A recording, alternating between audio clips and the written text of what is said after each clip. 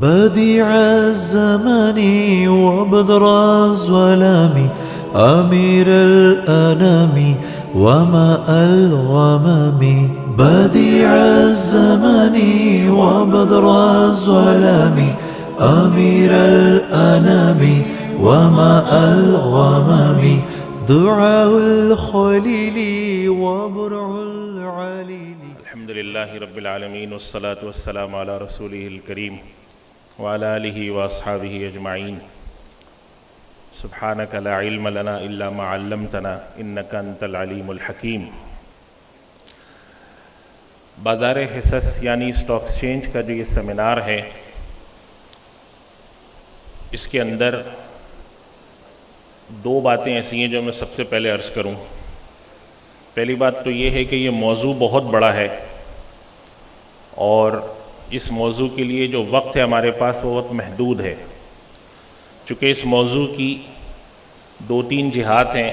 ایک جہت اس کی ہے جو کہ ڈاکٹر ذیشان صاحب نے جس کے بارے میں گفتگو کی کہ مال، سرمایہ، انویسٹمنٹ. تو اسٹاک مارکیٹ پہ جب گفتگو کرتے ہیں تو نظریاتی طور پہ بھی بات کرنی پڑتی ہے کہ کیا اسٹاک مارکیٹ میں انویسٹمنٹ کرنا کیپٹلزم کی پشت پناہی ہے اور اسلام میں اس کی گنجائش نہیں. کچھ لوگ سمجھتے ہیں کہ یہ سٹے کا کاروبار ہے.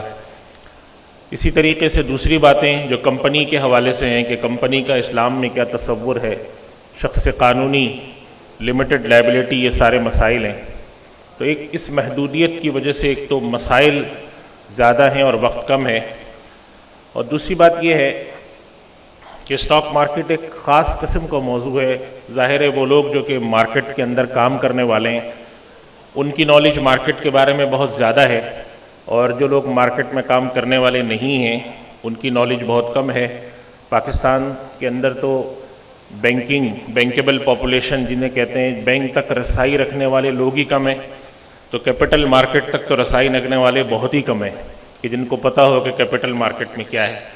اب چونکہ سیمینار ایک عمومی نوعیت کا ہے تو یہاں پر کچھ مسائل ایسے ہیں جو کہ اسٹاک مارکیٹ سے وابستہ لوگوں کے لیے بہت ابتدائی درجے کے ہیں، لیکن یہ دونوں کنسٹرین ہمارے سامنے، اس وجہ سے یہ بات لے کے چل رہے ہیں. میں اپنے موضوع کو بنیادی طور پہ اسٹاک مارکیٹ سے ریلیٹڈ تین بنیادی باتیں ہیں ان تک محدود رکھوں گا. پہلی بنیادی بات، تین چیزیں ہیں. پہلی بات تو یہ ہے کہ جو اسٹاک ایکسچینج ہے اس میں کام ہوتا کیا ہے، کیا چیزیں خرید فروخت ہوتی ہیں، اور دوسرا اس میں ہے کہ جو اسٹاک مارکیٹ میں چیزیں خرید و فروخت ہوتی ہیں اس کے کیا طریقہ کار ہیں. ہم لوگوں نے سن رکھا ہے شارٹ سیل وغیرہ. اور آخری چیز یہ ہے کہ جب اسٹاک مارکیٹ میں آدمی کام کرتا ہے تو دوسری اور مارکیٹوں کی طرح بینکنگ سسٹم سے فائنینسنگ بھی لے رہا ہوتا ہے. تو بینکنگ سسٹم کا اس کے ساتھ تعلق کیسے ہوتا ہے، کولیبریشن کیسے ہوتی ہے. یہ تین بنیادی موضوعات ہیں. آگے کریں. ان تینوں بنیادی موضوعات میں سے پہلی چیز جو اسٹاک مارکیٹ میں خرید فروخت جس کی ہوتی ہے زیادہ تر، وہ تو حصص ہیں. حصص کے بارے میں مفتی حسین صاحب نے بہت تفصیل صاحب کو بتایا کہ علماء اکرام کی رائے یہ ہے کہ جو کمپنی ہوتی ہے، کاروباری کمپنی جس کے حصص قائم ہوتے ہیں، اس میں بڑی تفصیلات ہیں، لیکن علماء کا اکثریت کی رائے، جو امت کے تمام علماء ہیں شرق و غرب کے، اکثریت کی رائے یہ ہے کہ یہ شراکت داری کا تصور ہے، اور جو لوگ شیئر ہولڈر ہیں وہ کمپنی کے اثاثوں کے اندر اس ملکیت کے اندر اسی تناسب سے مالک ہوتے ہیں جس تناسب سے ان کا شیئر ریپریزنٹ کر رہا ہوتا ہے. جس قدر وہ شیئر ان کا تناسب بتا رہا ہے اس حد تک وہ مالک ہوتے ہیں، اور کمپنی کے تمام اثاثوں کی ملکیت کے اندر ان کی شراکت داری ہوتی ہے. تو حصص کے بارے میں تفصیل آ چکی ہے. پہلا کام حصص کا ہوتا ہے اور اس کے اندر ملکیت کمپنی کی ظاہر کرنے والی جو دستاویزات ہیں اس کے اندر یہ آتا ہے. اور اسٹاک ایکسچینج کے اندر دو طرح کے کام ہوتے ہیں. ایک تو یہ ہے کہ یہاں سے آپ پہلی دفعہ جب شیئر کو لانچ کرتے ہیں تو آئی پی او، انیشیل پبلک آفرنگ کرتے ہیں، تو اس کے لیے پرائمری مارکیٹ بھی یہی ہوتی ہے. اور جب آپ دوبارہ شیئر بیچنے آتے ہیں تو اس وقت بھی آپ کو یہی بازار میسر ہوتا ہے. تو اسی طریقے سے یہ سیکنڈری مارکیٹ بھی ہے. دوسری چیز جو بکتی ہے اس میں وہ تمسکات ہیں جن کے لیے ہم بانڈ کا لفظ استعمال کرتے ہیں، اور یہ قرضے کی دستاویزات ہوتی ہیں، اور یہ دو طرح کی ہوتی ہیں. ایک سرکاری ہوتی ہے، غیر سرکاری ہوتی ہے. آگے چلیں میں تفصیل بتاؤں گا. اس کے بعد اس کے اندر تیسری چیز ہے جس کے لیے عربی میں اصطلاح استعمال ہوتی ہے مشتقات، پاکستان میں سینٹرل بینک اس کے لیے اصطلاح استعمال کرتا ہے ماخوذیات، مگر یہ دونوں اصطلاح بڑی اجنبی ہیں ہمارے معاشرے کے لیے. ہمارا معاشرہ ان کو ڈیریویٹو کے نام سے جانتا ہے. یہ پاکستان میں یہ مارکیٹ اتنی زیادہ فعال نہیں ہے، بہت اسٹرانگ نہیں ہے، اور دنیا بھر میں تو اس کی بڑی بڑی مارکیٹس ہیں، خاص طور پہ جو ہماری سیچوریٹڈ مارکیٹس ہوتی ہیں امریکہ، یورپ وغیرہ میں. پاکستان میں یہ کم ہیں، لیکن بہرحال یہ بھی ہوتے ہیں.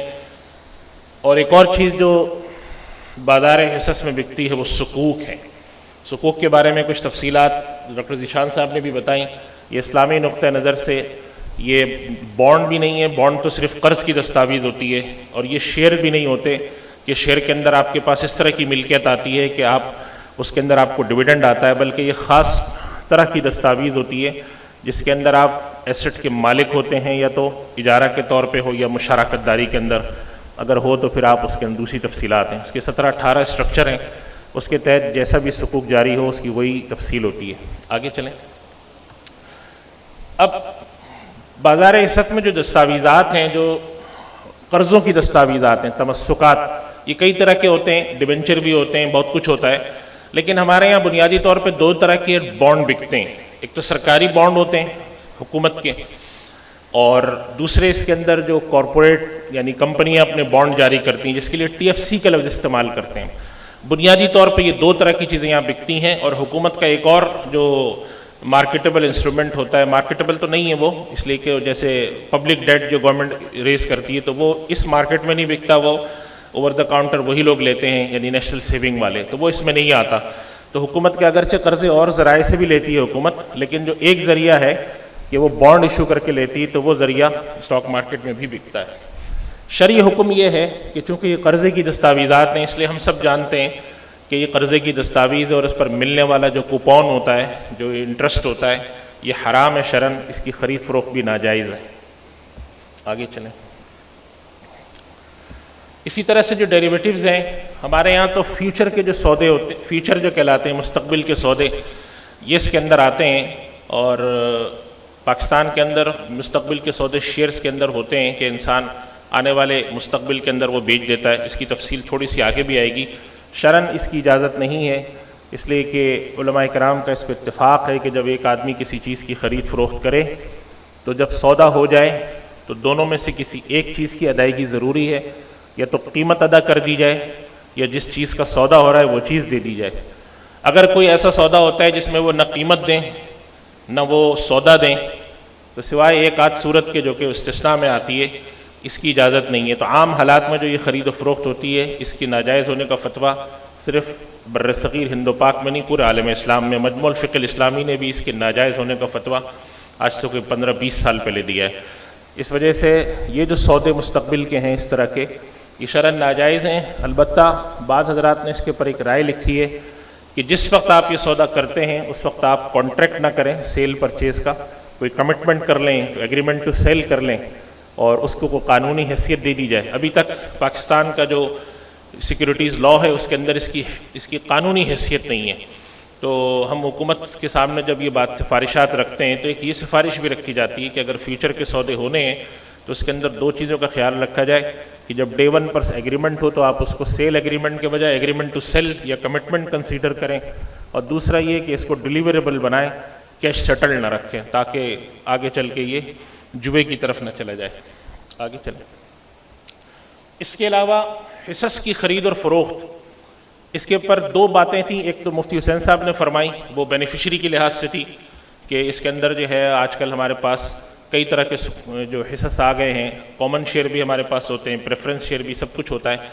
میں شیئرز کی دوسری طرف جا رہا ہوں کہ شیئرز کو جب ہم بازار میں بیچتے ہیں تو علماء کے سامنے سب سے پہلا سوال یہ آیا کہ جس ملک میں ہماری کمپنیاں قائم ہیں تو ہمارے ملک کے اندر سود کا کاروبار قانوناً درست ہے، اگرچہ شرعاً حرام ہے مگر قانوناً درست ہے.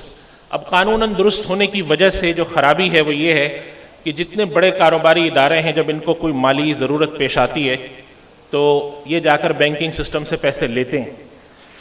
اور ہم سب اب تو اداروں کو تو چھوڑ دیں، افراد بھی اپنے پاس گھر میں پیسے نہیں رکھتے.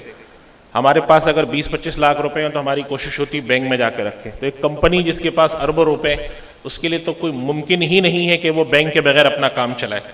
تو بینک سے پیسے لیتے بھی ہیں، بینک میں پیسے دیتے بھی ہیں. تو ایک تو ان کا بینکنگ سسٹم سے تعلق ہوتا ہے کمپنیوں کا، دوسرا ان کمپنیوں کا اپنا کام بھی کچھ غلط اور صحیح ہو سکتا ہے. اس وجہ سے علماء کرام نے ان حالات کو پیش نظر رکھتے ہوئے جو مفتی حسین صاحب نے بیان فرمائے تھے کہ علماء نے آج نہیں، آج سے کوئی 150-200 سال پہلے کی کتابیں بھی آپ اٹھائیں، اس سے پہلے کی بھی اٹھائیں، تو علماء کرام اس پہ فتویٰ دیتے تھے کہ اگر کچھ کام مخلوط ہو، یہ اس وقت کا فتویٰ ہے جس وقت مسلمانوں کی حکومتیں تھی، دارالفتاء یعنی دارالاسلام ہوا کرتا تھا. مسلمان فتاوی عالمگیری کے اندر اس طرح کے مسائل لکھیں، حالانکہ فتاوی عالمگیری جس وقت لکھا گیا اس وقت ہندوستان میں مسلمانوں کی حکومت تھی اور 2 دن پرانی نہیں تھی، 700 سال تقریباً 600-700 سال ہو رہے تھے. اس کے باوجود انہوں نے یہ مسئلہ لکھا کہ اگر کسی کی آمدنی میں حرام اور حلال مکس ہو تو اس کے پاس اس کے ساتھ معاملہ کرنے کی گنجائش ہے. تو آج جب کہ ہمارے ہاں حرام قانوناً جائز ہو چکا ہے اور ہمارے سارے نظام اسلامی اصولوں کے مطابق نہیں ہے، تو اس چیز کی زیادہ ضرورت تھی. اس وجہ سے علماء کرام نے ان چیزوں کے لیے کچھ تناسب، کچھ ریشو اپنے پاس طے کی، جس کے اندر یہ طے کیا کہ جب تک کہ نظام مکمل اسلامی طور پہ کنورٹ نہیں ہوتا کچھ چیزیں ہم برداشت کریں گے. اور اس کے لیے شریعت کی جو اصطلاحات ہیں، شریعت نے بعض احکام اکثر پہ رکھے، بعض کثیر پہ رکھے. جیسے ڈاکٹر ذیشان صاحب نے ایک حدیث نقل کی کہ نبی کریم صلی اللہ علیہ وسلم کی خدمت میں ایک صحابی آئے اور مال صدقہ کرنا چاہا، تو آپ نے فرمایا کہ بھئی بہت زیادہ ہے، تو انہوں نے پہلے آدھا کرنے کی بات کی، آپ نے منع فرمایا، پھر انہوں نے 1/3 کی بات کی، تو آپ صلی اللہ علیہ وسلم نے فرمایا الثلث کثیر، 1/3 بہت ہوتا ہے. تو فقہاء کرام کے یہاں بھی اس کی تفصیلات ملتی ہیں کہ کثیر کیا چیز ہے، اکثر کیا چیز ہے، قلیل کیا چیز ہے، اقل کیا چیز ہے، کمتر کسے کہتے ہیں، معتد بھی، کنسیڈریبل کسے کہتے ہیں. یہ ساری اصولوں کو سامنے رکھتے ہوئے آج سے 15-20 سال پہلے علماء کرام نے شیئرز میں انویسٹمنٹ کرنے کے کچھ اصول و ضوابط طے کیے. پہلا اصول تو یہ تھا کہ کاروبار حلال ہونا چاہیے. اگر کمپنی کا کاروبار حرام ہے تو پھر تو آگے کوئی بات ہی نہیں ہو سکتی. اس کے شیئر خریدنا ناجائز، اس کے اوپر نفع کمانا ناجائز، شیئرز کی خرید فروخت کر کے کیپٹل گین ناجائز. دوسرا اس کے اندر سوال یہ تھا اگر کمپنی نے قرضہ لے رکھا ہے تو اصول یہ ہے کہ کمپنی کا سرمایہ اپنا زیادہ ہونا چاہیے، اپنے پیسے سے کام زیادہ کرے وہ. اگر اس نے کوئی سودی قرضہ لے رکھا ہے تو وہ کم ہو. اس کے کم ہونے میں بھی تفصیلات ہیں، میں اس کی تفصیل میں زیادہ نہیں جا رہا کہ وہ کتنے فیصد ہو، لیکن اس کی شرح رکھی گئی. جیسے 33% بھی ہے بعض جگہ پہ، بعض جگہ 40% کی بھی رائے رہی، اس سے کم کی بھی. اکثریت، کیونکہ اکثریت اگر کسی آدمی کے پاس 50% سے زیادہ اپنا سرمایہ ہے، باقی اس نے بینکنگ سسٹم سے لے رکھا ہے، تو اس کی اجازت دی گئی. تیسرا اس میں آ گیا کہ اگر کسی نے بینکنگ سسٹم میں پیسے دے رکھے ہیں یا کسی غلط جگہ پہ پیسے لگا رکھے ہیں تو اس کو ہم کہاں تک اجازت دیں. اس کے لیے بھی اجازت دی گئی کہ بھئی آپ نے اگر کہیں پر ایسی جگہ پہ پیسے لگا رکھے ہیں اور 33% تک لگا رکھے ہیں اور اکثریت آپ کا جائز کام میں لگا ہے تو بھی ہم اجازت دیں گے. اس کے بعد ایک اور تھی، اس میں سوال آ کے کھڑا ہوا کہ کمپنی جب کام میں پیسہ لگاتی ہے تو کہیں اس کے پاس سود آ رہا ہوتا ہے، کہیں کوئی ناجائز کام بھی کر رہی ہوتی ہے. بعض دفعہ کمپنی 100% ناجائز نہیں ہوتا لیکن اکا دکا کوئی چھوٹا موٹا کام ناجائز. تو علماء نے اس میں تحدید کر دی کہ ہم دیکھیں گے کسی بھی کمپنی کی آمدنی میں اگر کنسیڈریبل اماؤنٹ، معتدی حصہ جو کہ نظر انداز نہیں کیا جا سکتا، اگر وہ حرام ہے تو پھر ہم اس کمپنی کے شیئر کو خریدنے نہیں دیں گے. اب یہ معتدی حصہ کیا ہوتا ہے؟ یہ 10% بھی ہو سکتا ہے، 15 بھی ہو سکتا ہے. علماء نے اس معاملے میں چونکہ حرام حلال کا مسئلہ ہے محتاط رویہ رکھا اور 5% کی اجازت دی کہ اگر کسی کمپنی کے 95% آمدنی حلال ہے، صرف 5% حرام ہے، تو 2 شرطوں کے ساتھ اس کے کام میں حصہ لیا جا سکتا ہے. 95% یعنی آپ سمجھیں کہ اکثر کبھی اکثر لے لیں آپ، یعنی کہ 2/3 میجورٹی ایک چیز ہوتی ہے، اس سے بھی آگے چلے جائیں. پہلی شرط یہ ہے کہ اس کے حصہ سے آپ لے سکتے ہیں. دوسری شرط یہ ہے کہ جو آپ کو اس کی آمدنی آئے تو اس میں سے جتنی آمدنی ہے، چاہے 5% ہو، 3% ہو، 2% ہو، 1% ہو، جیسے مفتی حسین صاحب نے فرمایا تھا کہ اس آمدنی کو نکال کر آپ نے اس کو مستحقین اور فقراء میں تقسیم کر دینا ہے، اپنے پاس نہیں رکھنا، اپنے استعمال میں نہیں لانا ہے، اس لیے کہ وہ آمدنی حرام ہے. تو دونوں باتیں کر دیں. ایسا نہیں ہوا کہ 5% اجازت دے دی کہ چلو 5% سود کھا لو، بلکہ اجازت یہ دی کہ 5% تک اگر آ رہی ہے تو ہم گنجائش دیتے ہیں، لیکن یہ 5% استعمال نہیں کرنا، یہ 5% تم نے آگے مستحقین اور فقراء کو دے دینا ہے. تو یہ اس کی شرائط رکھی گئیں. اس سے کیا چیز، اس کے علاوہ کمپنی کے اندر اور بھی شرائط رکھی گئیں. تو آگے چلیں. اس کے اندر ایک مسئلہ آتا ہے کہ چونکہ کمپنی گوئنگ کنسرن ہوتی ہے تو بعض دفعہ کمپنی کی حالت صحیح ہے، کچھ دنوں میں کوئی ایسا مسئلہ پیش آ گیا کہ کمپنی کے اندر کوئی تناسب بڑھ گیا تو حرام ہونے کی طرف جانے لگی وہ کمپنی، تو اس کے اندر علماء نے رائے رکھی کہ اس کو آپ اگر کوئی ایسی صورتحال پیش آ رہی ہے تو ایک اس کو آبزرو کرنے کے لیے آپ اس کو ایک واچ لسٹ پہ ڈال دیں اور دیکھیں اگر وہ 1 سے 3 مہینے کے اندر کمپنی ٹھیک ہو جاتی ہے، اس لیے کہ ہر کوارٹر پر ایک رزلٹ آ رہا ہوتا ہے، تو پھر آپ اس کے اندر آپ اپنی انویسٹمنٹ کو جاری رکھیں، اور اگر آپ کو اندازہ ہوتا ہے کہ یہ کمپنی اب ٹھیک نہیں ہوگی پھر آپ اس میں سے اپنے پیسے نکال لیں۔ اس کے علاوہ 2 شرائط علماء نے شیئر کے کام میں اور رکھی ہیں۔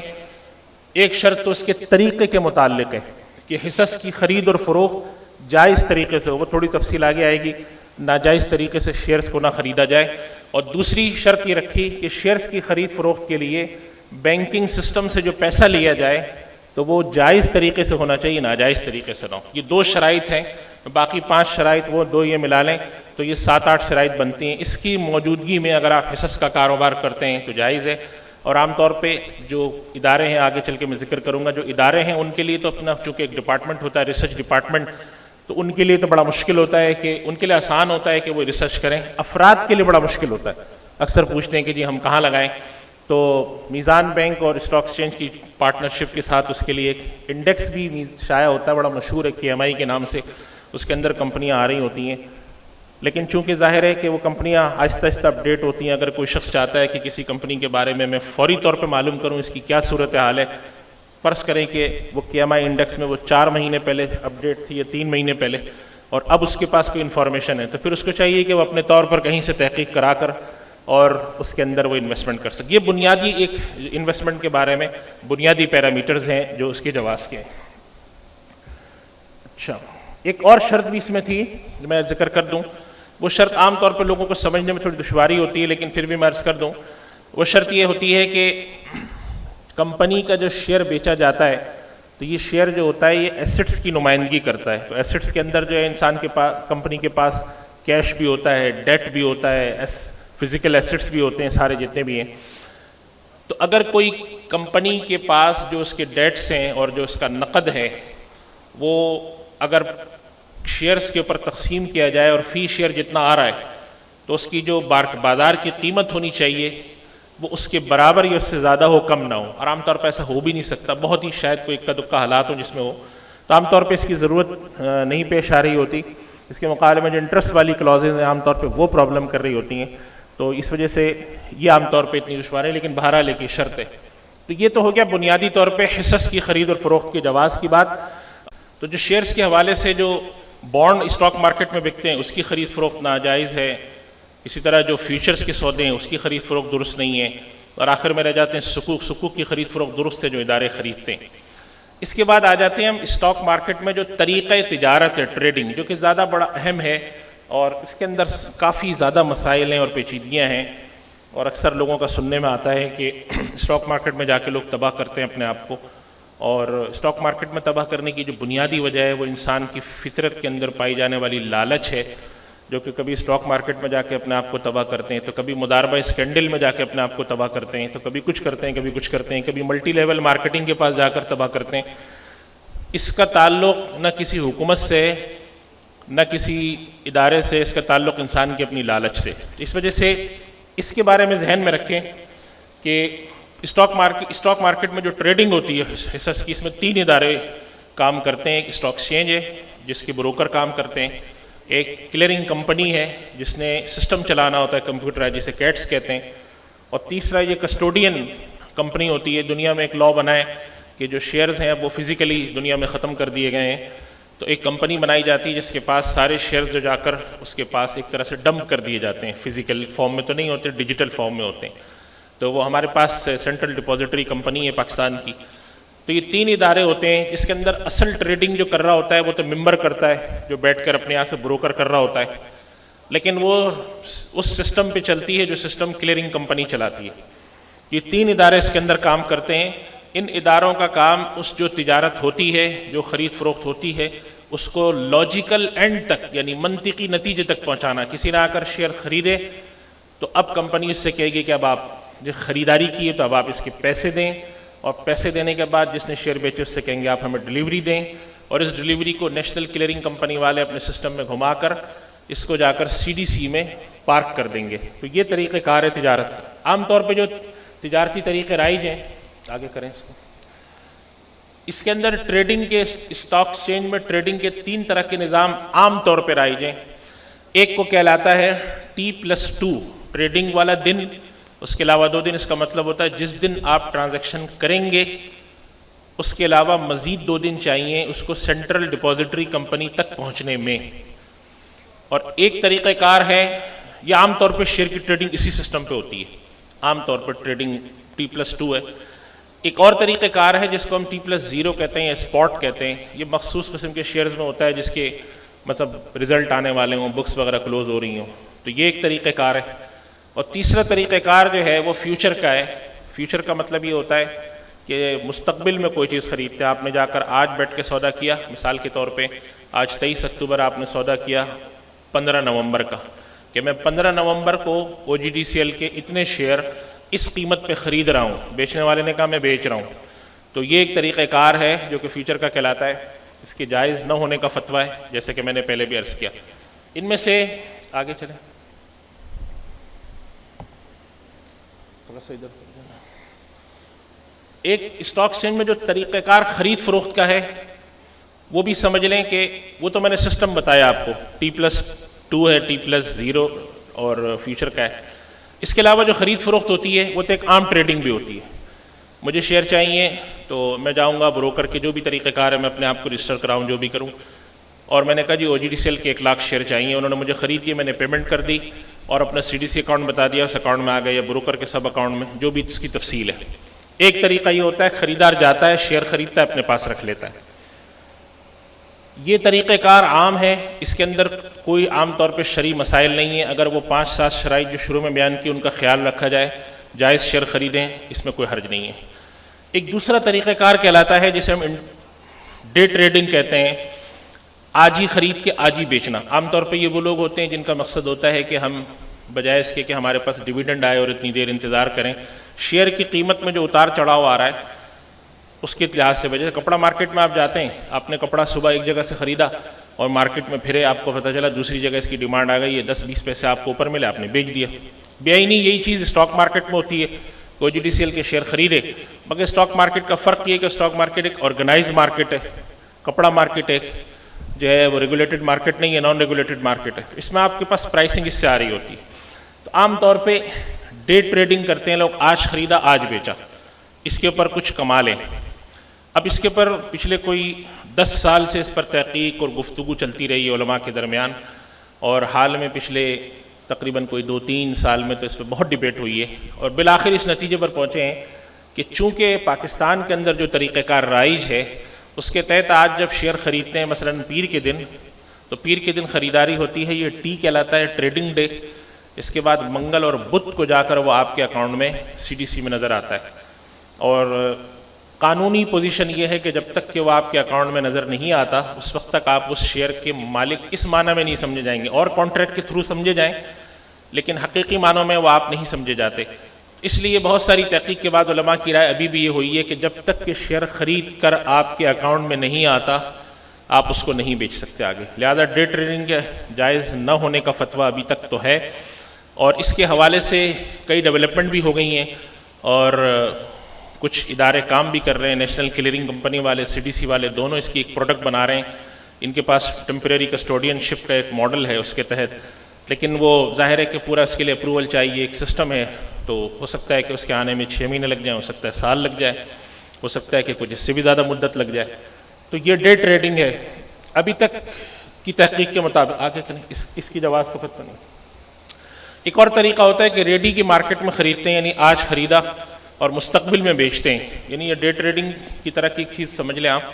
اس کے بھی جواز کا نہیں ہے. البتہ فیوچر کے حوالے سے علماء کرام کا میں پہلے عرض کر چکا ہوں کہ وہ رائے یہ دیتے ہیں کہ اگر آپ نے مستقبل کا کوئی سودا کرنا ہے، ضروری سمجھتے ہیں آپ، تو آپ ایگریمنٹ ٹو سیل کریں، کمٹمنٹ ٹو سیل کریں، جس کے لیے ہم وعدے کا لفظ بھی استعمال کرتے ہیں. وعدے کا لفظ بعض دفعہ لوگ سن کے ذرا سا سمجھتے نہیں ہیں کہ بھئی اسٹاک مارکیٹ میں کیسا وعدہ تو سوشل ہوتا ہے، تو ہم کہہ دیتے ہیں کمٹمنٹ سمجھ لیں آپ، ایگریمنٹ ٹو سیل سمجھ لیں، تو یہ کریں. لیکن ابھی لیگلی اس کا میکینزم تھوڑا سا ڈیفیکلٹ اس لیے ہے کہ لا میں ابھی تک یہ چیز انیبل نہیں ہو پائی ہے باوجود تمام تر کوششوں کے. ممکن ہے کہ آگے چل کے جب کوئی اسٹاک مارکیٹ کے لا ریوائز ہوں تو یہ چیز اور بہتر ہو جائے.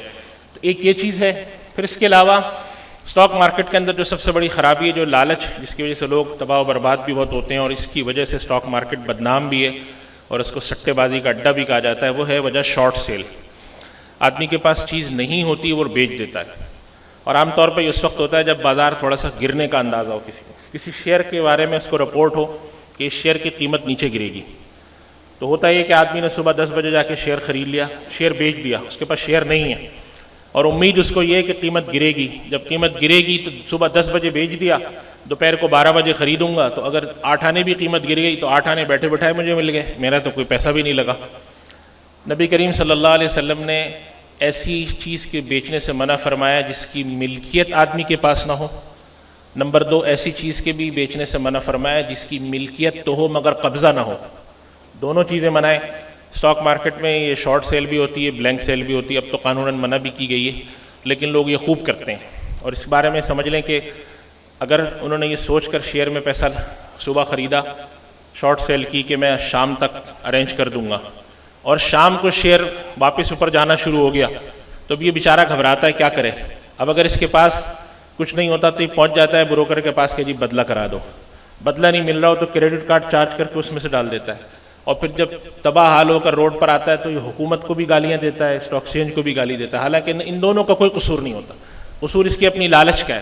سیدھی سی بات ہے، شریعت نے جب ایک چیز منع کر دی، بالکل اسی وجہ سے اس کو جوا بھی کہتے ہیں، اس لیے کہ اس کے اندر انسان ایک پروبیبلٹی پر کام کر رہا تھا. اگرچہ شرعاً یہ جوے کا احکام اس پہ نہیں ہے، جس چیز کو انسان کی ملکیت میں نہ ہو اور انسان بیچے تو وہ قمار تو نہیں ہے، لیکن شبہ اس کے اندر پایا جاتا ہے.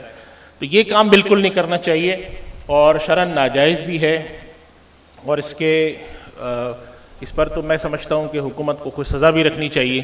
اگر کوئی آدمی شارٹ سیلنگ کرتا ہوا پکڑا جائے تو اس کو 10-15 دن کے لیے بین کر دینا چاہیے، اس لیے کہ اس سے مارکیٹ میں بڑی تباہی پھیلتی ہے اور ناجائز کام بھی ہوتا ہے. آگے چلیں. یہ تو ہو گیا اسٹاک مارکیٹ میں ٹریڈنگ کا میتھڈ. اب میں آگے چلتا ہوں جو کہ اسٹاک مارکیٹ کا تیسرا ایک بڑا مسئلہ ہے. تیسرا مسئلہ یہ ہے کہ جیسے ڈاکٹر ذیشان صاحب نے بتایا کہ کوئی بھی شخص ہو اس کے پلانڈ ایکسپنسز عام طور پہ پورے نہیں ہو پا رہے ہوتے ریسورسز سے. تو اگر آپ کے پلانڈ ایکسپنسز پورے نہیں ہوتے، اسٹاک مارکیٹ میں آپ کام کرنے آئے تو آپ کو بینکنگ سسٹم کی ضرورت پڑتی ہے، آپ کو بورو کرنے کی ضرورت پڑتی ہے. آپ نے ایک شیئر خریدا OGDCL کا، اس کے آپ کو 10 لاکھ روپے دینے ہیں، آپ کے پاس اکاؤنٹ میں پڑے ہیں 8 لاکھ. اب یہ 2 لاکھ روپے آپ کیسے ارینج کرتے ہیں؟ تو اس کے 3 طریقے ہیں. 2 طریقے تو ایسے ہیں جس کا تعلق اسٹاک ایکسچینج سے، سسٹم سے، اور وہ آپ جا کر خریدار وہ لے رہے ہوتے ہیں بینکنگ سسٹم سے. ایک اس کے اندر طریقہ کار کہلاتا ہے مارکیٹس میں سودا کر کے اسی کی فائنانسنگ کا، جس کو مارجن فائنانسنگ سسٹم کہتے ہیں. بازار سے آپ نے سودا خریدا، وہیں سے خریدا اور بروکر سے کہا بھائی اس کی مجھے فائنانسنگ لے کے دے دو، بدلہ کرا دو. بروکر اس کے اندر آپ کو فائنانسنگ لے کے دے دیتا ہے اور بینکنگ سسٹم سے، تو آپ وہ فائنانسنگ لے رہے ہوتے ہیں سسٹم میں جا کے. اور دوسرا اس کا طریقہ کار ہے جو کہ مارجن ٹریڈنگ کا ہے، وہ ذرا سا زیادہ اچھے شیئرز میں ہوتا ہے. اس کے اندر آپ جاتے ہیں، ان کے پاس فائنانسنگ کاؤنٹر ہے سسٹم میں، آپ نے شیئر خریدا اور آپ کی بھی پوزیشن اچھی ہونی ضروری ہے کہ آپ کی کریڈیبلٹی یا آپ کا کریڈٹ پروفائل اچھا ہو. آپ بینک میں جا کر اس مخصوص اس کو کلک کرتے ہیں تو آپ کو فائنانسنگ ملتی ہے. تو آپ کا یہ مارجن ٹریڈنگ سسٹم کہلاتا ہے. یہ دونوں طریقوں کا آلٹرنیٹو چونکہ سسٹم کے تحت ہوتا ہے، اس وقت اویلیبل نہیں ہے، لیکن اس وقت ریسنٹلی 2-3 اداروں نے اس کے پر کام کیا ہے. خاص طور پہ نیشنل کلیئرنگ کمپنی نے اپنا ایک پروپوزل جمع کرایا ہوا ہے سیکیورٹیز اینڈ ایکسچینج کمیشن میں. اگر وہ اپروو ہو جاتا ہے تو پھر اسلامی ماڈل اس کے لیے اویلیبل ہو جائے گا. اس کا ایک تیسرا طریقہ ہوتا ہے فائنانسنگ کا، وہ آپ جا کے کرتے ہیں آف مارکیٹ، یعنی سسٹم سے آپ کا تعلق نہیں ہے. آپ نے شیئر خریدے، 10 لاکھ روپے کی پیمنٹ کرنی ہے، 8 لاکھ آپ کے پاس پڑے ہیں. آپ نے اپنے بھائی کو فون کیا، اپنے دوست کو فون کیا، بھائی 2 لاکھ دے دو مجھے 10 دن کے لیے. یا آپ نے بینک سے جا کر ایک کریڈٹ لائن لی ہوئی ہے، بینک سے کہہ دیا کہ مجھے آپ شیئر کی فائنانسنگ میں نے کی ہوئی، آپ مجھے پیسے دے دیں. آپ نے کوئی سیکیورٹی رکھوائی ہے، وہاں سے کیش اٹھا لیا. یا اگرچہ قانوناً تو منع ہے کہ آپ کریڈٹ کارڈ چارج کریں، لیکن آپ نے کریڈٹ کارڈ لے رکھا ہے اور آپ اس کو چارج کر کے اس میں سے پیسے دے دیتے ہیں 10-15 دن کے لیے. یہ آف مارکیٹ طریقہ کار ہیں. اس کے لیے اسلامی طریقہ اویلیبل ہے. اسلامک بینک اکثر جو کسٹمر اس کے اسلامی طریقے سے فائنانسنگ لینے آتے ہیں اس کے لیے فائنانسنگ کرتے ہیں.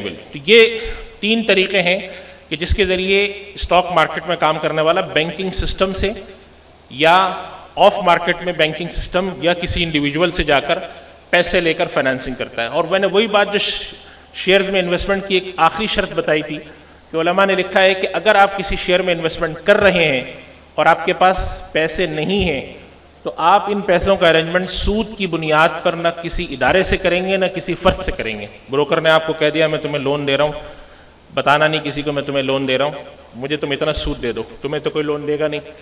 تو یہ طریقہ کار کہلاتا ہے سود کی بنیاد پر فائنانسنگ لینا. شرعاً اس کے حرام ہونے میں کوئی شبہ نہیں ہے. آگے چلیں. اس میں اور آخری چیز جس کے اوپر میں بات کرنا تھا کہ چونکہ پاکستان کے اندر اسٹاک مارکیٹ کے پر کام بہت عرصے سے شروع تھا. اگر آپ میں سے کچھ لوگوں نے جو اسٹاک مارکیٹ سے وابستہ ہوں سن رکھا ہوگا, ایک زمانے میں NIT نے بھی اپنا ایک پورٹ فولیو بنایا تھا, نیشنل انویسٹمنٹ ٹرسٹ نے, جس میں وہ شریعت کے مطابق کام کرتے تھے, مگر وہ بہت عرصے چلا نہیں. اس کے بعد پھر اللہ تعالیٰ کا فضل و کرم یہ ہوا کہ جب اسلامی بینک آئے تو اسلامک بینک کے آنے کے فائدہ یہ ہوا کہ تکافل کمپنیاں بھی آئیں, ایسٹ مینجمنٹ کمپنیاں بھی آئیں. 2 طرح کی کمپنیاں ہمارے پاس اس وقت کام کر رہی ہیں. ایک تو وہ کمپنیاں جو کہ مکمل اسلامی کمپنی ہیں, جیسے میزان بینک کے تحت میزان فنڈ والے جو ہیں ان کی مکمل اسلامی ایسٹ مینجمنٹ کمپنی ہے. ان کے پاس کوئی بھی ایسا پورٹ فولیو نہیں ہو سکتا جو کہ ناجائز ہو, حرام ہو. اسی وجہ سے ان کا کام بھی بہت بڑا ہے اور اچھی انویسٹمنٹس ہیں. دوسرے ہمارے پاس وہ کمپنیاں ہیں, وہ ایسٹ مینجمنٹ کمپنیاں ہیں جو کہ بنیادی طور پہ تو اسلامی نہیں ہیں لیکن انہوں نے اپنے کچھ فنڈ بھی اسلامی رکھے ہوئے ہیں. تو اگر کوئی فنڈ اسلامی طریقے سے چل رہا ہوتا ہے اور کوئی کمپنی اعلان کرتی ہے کہ ہمارے پاس اسلامی فنڈ ہے, تو اس پہ اطمینان رکھیں کہ کوئی کمپنی غلط اعلان نہیں کر سکتی. یعنی یہ نہیں ہو سکتا کہ اخبار میں اشتہار دے رہی ہے کوئی کمپنی کہ ہمارا فنڈ اسلامی ہے اور ان کا فنڈ اسلامی نہ ہو, اس لیے کہ اس کی باقاعدہ منظوری SECP سے لی جاتی ہے, اس کے لیے ایک شرعی ایڈوائزر مقرر ہوتا ہے. تو یہ ہمارے پاس ایسٹ مینجمنٹ کمپنیاں الحمدللہ اسلامی طریقے سے کام کرنے والی آ چکی ہیں اور بڑے پیمانے پہ کام کر رہی ہیں. اس کے اندر 2 باتیں میں آخر میں عرض کروں جو یہاں پریزنٹیشن میں نہیں شامل نہیں کی, ڈاکٹر ذیشان صاحب نے اپنی سلائیڈ کے آخر میں رکھی تھیں. ایک بات یہ ہے کہ پاکستان میں جو ریئل اسٹیٹ ہے, جو پراپرٹی اور جائیداد ہے, اس کا کام آج تک نان ریگولیٹڈ سیکٹر میں ہوتا ہے. آپ نے دیکھا ہوگا پلاٹ خریدتے ہیں لوگ, فلیٹ خریدتے ہیں اور اس میں بڑی تباہیاں بھی ہوتی ہیں, لوگوں کے پیسے ڈوبتے ہیں, برباد ہوتے ہیں, کوئی قبضے کی جگہ ہے, کوئی کچھ ہے, کوئی کچھ ہے. تو اس کے لیے دنیا بھر میں پلاٹس میں پراپرٹی میں انویسٹمنٹ کے لیے ایک ایسٹ مینجمنٹ کمپنی کا کنسپٹ ہے جس کو ریئل اسٹیٹ انویسٹمنٹ ٹرسٹ کہتے ہیں, ریٹ. پاکستان میں وہ بھی شروع ہو چکا ہے, اگرچہ بالکل نیا ہے تو اس کو آنے میں, اس کو سنبھلنے میں اور اس کو مارکیٹ ہونے میں بہت ٹائم لگے گا. لیکن پاکستان جیسی مارکیٹ میں جس میں پراپرٹی بہت اوپر جاتی ہے اور بہت اس میں اچھائیاں ہیں, اس لحاظ سے کہ چونکہ ایمرجنگ مارکیٹ ہے, تو ایک یہ سیکٹر ایسا ہے کہ جو کہ کافی انشاءاللہ تعالیٰ اس میں آگے جانے کا امکان ہے. اور اللہ سے امید ہے کہ اس میں زیادہ بہتری ہوگی. تو کئی ادارے آ چکے ہیں اس میں, ریئل اسٹیٹ میں ریٹ بنا چکے ہیں اپنا. اس کے علاوہ دوسری چیز ہے کہ پاکستان کے اندر اسٹاک ایکسچینج تو بہت ایکٹیو ہے, لیکن پاکستان کے اندر مرکنٹائل ایکسچینج, کموڈٹی کا جو ایکسچینج ہوتا ہے جس میں کموڈٹی کی خرید فروخت ہوتی ہے, وہ اتنا فعال نہیں تھا. اب اس کی کوشش ہو رہی ہے, وہ آ چکا ہے اور کچھ کام کر تو رہا ہے اپنا, لیکن وہ اگر مزید فعال ہو جائے گا تو اس کے اندر بھی بہت ساری چیزیں ایسی ہو جائیں گی کہ جس کی خرید اور فروخت. اور کموڈٹی ایکسچینج والوں کے ساتھ کافی عرصے سے رابطہ بھی رہا ہے, بہت سارے شریعہ اسکالرس کا, جو ان کو مشورہ دیتے ہیں کہ آپ جب اپنی پروڈکٹ بنائیں تو اس چیز کا خیال رکھیں کہ کچھ اسلامی پروڈکٹ بھی اویلیبل ہو. تو پاکستان کے اندر جب چونکہ ایمرجنگ مارکیٹ ڈیولپمنٹ ہو رہی ہے, تو جس طرح شیئرز کے اندر اسلامی طریقے سے کام شروع ہوا ہے, اس طرح ریئل اسٹیٹ انویسٹمنٹ کے ٹرسٹ آ گئے ہیں اور ایسٹ مینجمنٹ کمپنیاں آ گئی ہیں. تو آگے چل کے انشاءاللہ مرکنٹائل ایکسچینج کے اندر بھی یہ چیزوں کی طرف بہتری آ جائے گی. تو خلاصہ کلام یہ ہے کہ یہ جو میں نے باتیں عرض کی نا, یہ آپ سمجھیں کہ جو ایک بہت بڑی تحقیق ہے, اس کا صرف ایک ٹپ بتایا آپ کو. اس کے اندر آپ کو جو لوگ اسٹاک مارکیٹ میں انویسٹمنٹ کرنا چاہتے ہیں اور ان کو مارکیٹ کی معلومات نہیں ہیں, ان کو مشورہ یہ ہے کہ وہ ہمیشہ ایسٹ مینجمنٹ کمپنیز کے پاس جائیں, خود پیسہ نہ لگائیں. خود پیسہ لگانے میں اکثر تباہی ہوتی ہے, لالچ ہوتی ہے, اس سے پوچھا اس سے پوچھا, پیسہ ڈوب گیا تو انسان بیٹھ کے روتا ہے. قصور اس میں انسان کی عدم مہارت اور لالچ کا ہوتا ہے. تو ایک بات یہ, جن لوگوں کو تجربہ ہے, جن کو مہارت ہے, تو وہ ان کے پاس کام کرنے کے دو طریقے ہیں. ایک تو یہ کہ جو میزان بینک کا جو میں نے کیا میں انڈیکس بتایا کی روشنی میں کام کر لیں, اور اگر وہ سمجھتے ہیں کہ انڈیویجولی وہ اتنے اچھے ہائی نیٹ ورتھ انڈیویجول ہیں, اپنا کوئی ریسرچ ڈپارٹمنٹ بنا لیں, اس کے ذریعے ہم کام کر لیں. ظاہر ہے کہ کوئی فنڈ مینجمنٹ کمپنی اپنی ریسرچ تو عام لوگوں کے ساتھ نہیں شیئر کرے گی کہ وہ جو وہ خود کرتے ہیں وہ آپ کو بھی بتائیں. تو یہ طریقہ کار ہے. اسی طریقے سے ریٹ کے جو ہیں آپ اساس یونٹس وہ بھی آپ خرید سکتے ہیں. مرکنٹائل ایکسچینج کا کام ابھی جو ہے وہ اتنا ایکٹیو اور اتنا نہیں ہوا ہے کہ انڈیویجول بآسانی جا کے اس میں کام کر سکے شرعی نقطہ نظر سے. اور آخری بات یہ ہے کہ اس موضوع پر انشاءاللہ آگے چل کے کچھ سیمینار بھی ہوں, ٹریننگ ورکشاپس بھی ہوں گی, جس کے اندر بہت ساری چیزیں آپ انشاءاللہ سمجھیں گے. لیکن میں وہی بات آخر میں کروں گا ڈاکٹر ذیشان صاحب کی, حضرت عمر رضی اللہ تعالیٰ عنہ والی بات کہ بازار میں کام کرنے کی اس وقت تک اجازت نہیں ہوتی تھی جب تک کہ مسائل نہ جانیں. اور آج بھی پاکستان کے اسٹاک ایکسچینج میں 50% سے زیادہ انڈیویجول انویسٹر ہوتے ہیں. انسٹیٹیوشنل انویسٹر کم ہیں ابھی بھی, یعنی ان کی تعداد شاید 50% سے کم ہے, زیادہ تر انڈیویجول ہیں. اب ان انڈیویجول میں سے کتنے لوگوں کو یہ شریعت کا معلوم ہے؟ میرا اپنا خیال ہے کہ ان میں سے شاید 99.99 کو نہیں پتہ, اور زیادہ تر وہ ناجائز جائز سارے شیئر خریدتے ہیں, شارٹ سیل بھی کر رہے ہوتے ہیں, فیوچر میں بھی جا رہے ہوتے ہیں. اس لیے کہ اس وقت بھیڑ چال یہ ہے کہ پیسہ آنا چاہیے چاہے کسی طرح بھی آئے. اس چیز کا خیال رکھیں کہ ان چیزوں کو خیال رکھتے ہوئے اگر ہم کام کریں تو اسٹاک مارکیٹ کو بھی جائز طریقے سے کر سکتے ہیں, اور اس کے علاوہ دوسری چیزوں پہ. باقی جو چیزیں آپ حضرات کے ذہن میں سوالات ہوں گے تو سوالات کا جب کی نشست ہوگی تو انشاءاللہ اس میں جواب عرض کر دیں گے. وآخر دعوانا الحمدللہ رب العالمین. خلیلی وبرء العلیلی وهدي السبيل لدار السلام وهدي السبيل لدار السلام.